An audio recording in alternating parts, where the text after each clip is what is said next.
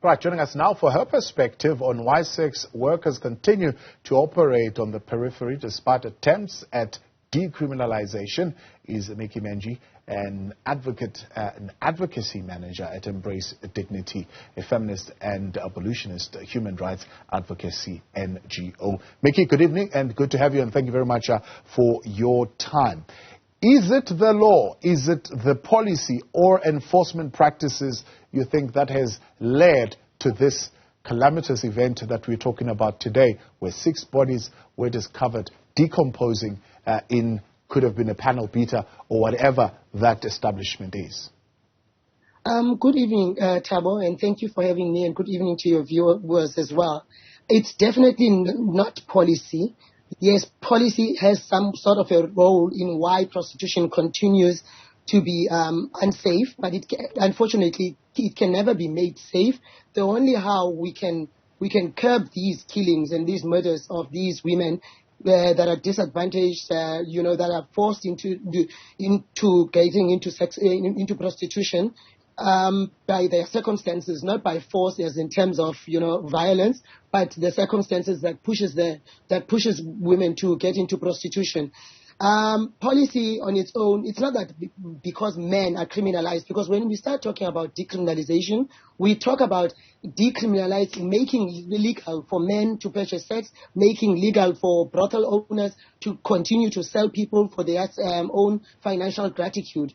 And I'm not sure whether, I don't see how men being made illegal to purchase sex makes them violent. They are actually naturally violent, and men who purchase sex has a tendency, or it's one of the factors that causes them to be most likely to beat or rape a woman.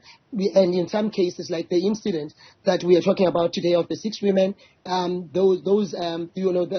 violence, those beatings and those rapes may be inevitable, and we lose lives, unfortunately. Yeah. So you're saying to us you believe that a single focus, e.g. on decriminalisation, will not create better outcomes?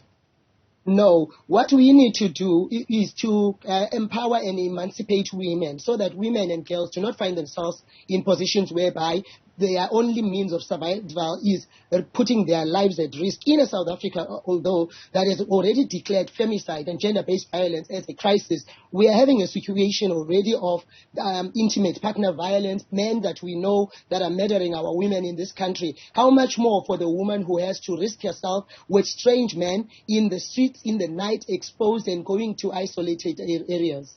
So some have been calling, for example, for what they see in other countries where not all sex work is decriminalized, but there is some degree of regulation of commercial sex, making, for example, some aspects or some actions illegal, particularly those who sell sex work for profit. Okay, so the position that we are calling for as an abolitionist organization, a feminist abolitionist organization, we are calling for the decriminalisation of prostituted persons, that which you and others refer to as sex workers. We don't use that terminology because we do not recognize prostitution as work, but we recognize it as men's violence against women. So that's one part. And then you need to continue criminalizing the purchase of sex by men who purchase sex, and this is we want to deter men from participating in this activity, and then continue the criminalization of brothel keepers and pimping, or all other aspects of prostitution. But we shouldn't just end there. We should also go on further to create a fully funded exit program so that women are supported to exit. But also, as a country, we need to start investing in poor black women so that they do not find themselves in a situation whereby they need to risk their lives by allowing themselves to be prostituted. Yeah. This is an interesting argument that you are bringing. Have you encountered women who say we are in this not because we are vulnerable, but because we choose this profession and this is what we want to do, and therefore we are, for example, calling for removal of barriers for safe spaces for us to do this work? An interesting factor, it's just that I wouldn't want to expose that particular person, but I will tell you, I've never come across one woman who says freely, especially in the streets. I'm not talking about women who have been organized by organizations, because that's entirely a different story. But I'll just share something with you. 1 minute. I had an encounter 3 weeks ago where I received messages on my phone from a woman who works for an organization that is calling for decriminalisation of what they call sex work, telling me that she was complaining about the fact that they are paid very little, so she's struggling, not necessarily bad-mouthing the organization. So in my prompt, because she's calling for prostitution as sex work, I asked her, why don't you subsidize what you are having with you going to the streets and doing sex work sometimes when you are off? And she says, oh, no, I cannot not grow old in the streets. She also mentioned things like her needs are giving in her body, and prostitution is not necessarily something that she views as work. But she does say this in public because she is on a payroll of an organization that is actually calling for prostitution to be recognized as work. So the absence then of a recognized legal status is not the fact. So you're calling for economic emancipation, economic empowerment, shall I say, of women in this field. And so what reforms then do you think we need to put in place in terms of practices that are currently there? Okay, so we need to, obviously, the law that we have in South Africa is right now not working because one, it re-victimizes the prostituted person, the already victimized. In this situation, take for instance, I heard in the clip that you were playing earlier, one woman saying that some of the women that were missing were not reported police. Nobody cares about this particular group of women. I once wrote an article that says democracy has failed this particular group of women or this particular group of persons, because even though the vast majority of those who are being prostituted in the country are women, poor black women at that, but we do know that there are men, transgender and others that are also being prostituted.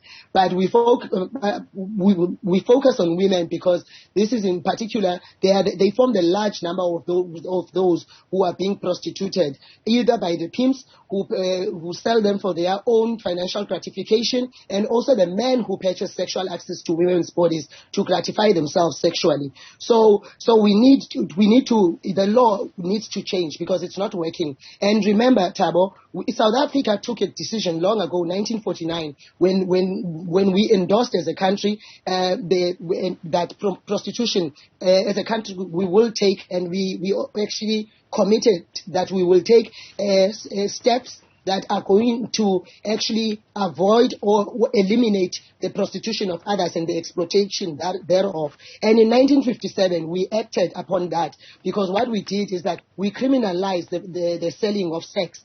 But we must also remember that when a law is put in place, it is there to serve a purpose. And when the purpose is not served by a particular law or a legal approach, we do not change our purpose, but we change our approach. So definitely, I agree. Criminalization of prostituted persons is not going to deal with this issue that we are facing in this country that is fast becoming a crisis on its own. Yeah. Talk to me about what you at Embrace Dignity actually do when you encounter particularly those who are in the profession who want out. Okay, so what we have done as an organization, so there are two organizations actually that I'm representing. I'm also representing an organization called Survivor Empowerment and Support Program, a similar organization to Embrace Dignity, which I founded myself. So what we do, so Embrace Dignity is an advocacy organization, but we've implemented an exit program that we seek to show success of, and we are currently doing so. And we do not our approach is not necessarily a one size fits all kind of a thing. What we do is that we respond to individual cases. I'll make an example. I encountered a few women who were undocumented South African citizens.